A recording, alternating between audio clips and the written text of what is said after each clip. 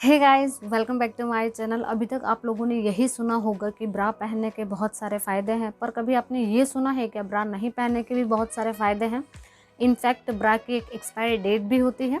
अगर आपने ये सारी बातें नहीं सुनी है तो आज की इस वीडियो में मैं आपके साथ शेयर करने वाली हूँ ब्रा से रिलेटेड ऐसी बहुत सारी बातें जो आपको पता नहीं है, और ये बातें आपको पता होनी चाहिए अपने ब्रेस्ट को हेल्दी और अच्छा रखने के लिए। ये वीडियो खास करके फीमेल के लिए एक बहुत ही ज़्यादा इंपॉर्टेंट वीडियो है जो सारी फीमेल्स को पता होनी चाहिए।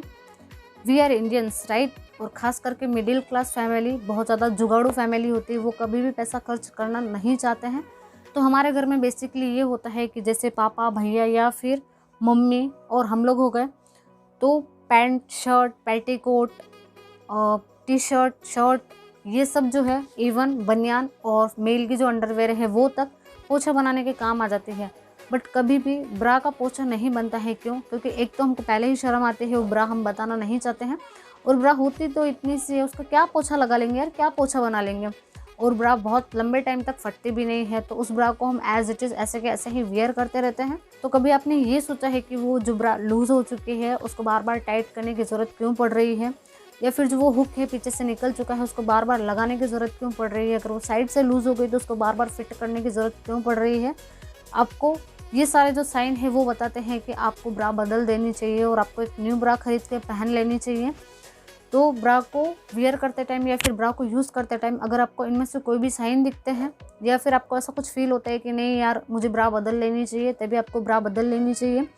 जैसे कि जब आपने ब्रा वियर की हो तब वो ब्रा का हिस्सा, जो हुक वाला हिस्सा, वो अंदर की तरफ धंस चुका हो और आपकी ब्रा जो है वो ऊपर की तरफ उभर के निकल के आ रही हो, और जब आप हाथ ऊपर करो तो आपकी जो ब्रेस्ट है वो नीचे से निकल जाए, तब आपको एक न्यू ब्रा खरीद लेनी चाहिए। ब्रा वियर करते टाइम बहुत ही ज़्यादा लूज़ लगने लगती है, तब हम उनके स्टेप्स को खींच के वापस पीछे की तरफ पकड़ के उनको टाइट करने की कोशिश करते हैं, बट वो टाइट नहीं होते हैं।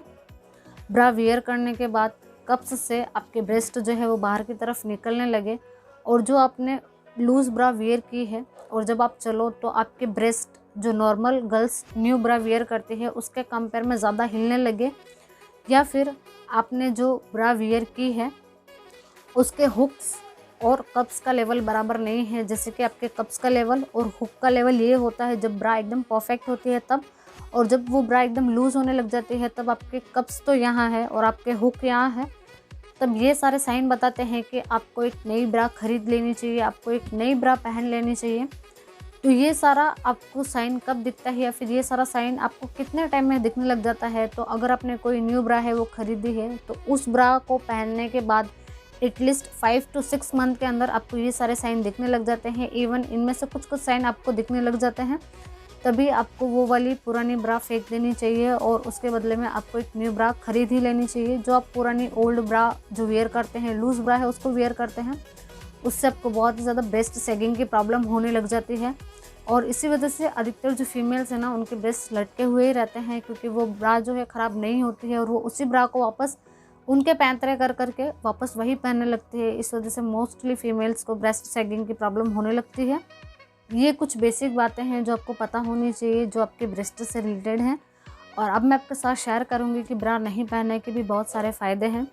जैसे कि जो गर्ल्स या फिर फीमेल ब्रा नहीं पहनती हैं उनके ब्रेस्ट में और पीठ में दर्द नहीं होता है, और उनके ब्रेस्ट में ब्लड सर्कुलेशन बहुत अच्छा होता है, जिससे उनकी ब्रेस्ट की ग्रोथ भी अच्छी होती है और उनके ब्रेस्ट भी हेल्दी रहते हैं। गर्मियों में या फिर ऐसा कोई सीज़न हो जिसमें आपको बहुत ज़्यादा पसीना आता है, तो वही पसीना आपकी ब्रा है वो सोख लेती है, और वही ब्रा आपके ब्रेस्ट से टच में रहती है, जिससे उसमें गंदगी होने लगती है, और पसीने और गंदगी से आपके ब्रेस्ट के जो पोर्स हैं वो बंद हो जाते हैं, और वहीं से आपको फंगल इन्फेक्शन होने का बहुत ज़्यादा खतरा रहता है।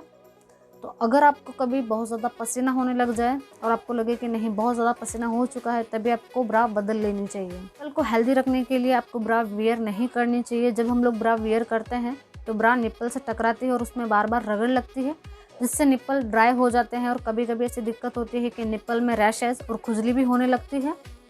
बहुत सारी रिसर्च में ये पता चला है कि जो फीमेल 24 आवर एकदम टाइट ब्रा वियर करके रहती है उनको ब्रेस्ट में पहले सिस्ट की प्रॉब्लम होती है, और वही सिस्ट आगे चल के कैंसर में डेवलप हो जाते हैं। इसीलिए अगर आपको आपके ब्रेस्ट को हेल्दी रखना है तो आपको जितना हो सके उतना आपको ब्रालेस रहना है। रात को अच्छी नींद लेने के लिए आपको हमेशा ब्रा खोल के ही सोने चाहिए।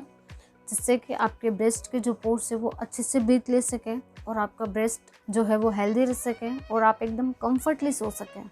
आई होप आपको ये ब्रा से रिलेटेड थॉट्स पसंद आए होंगे और ये वाली वीडियो खास करके फीमेल्स के साथ ज़रूर शेयर करना। अगर वो इस टाइप की कोई भी गलती करती है तो वो रुक जाए वहीं अपने ब्रेस्ट को हेल्दी रखने के लिए। वीडियो पसंद आई है तो वीडियो को लाइक कर देना, चैनल को शेयर एंड सब्सक्राइब ज़रूर करना। Bye bye.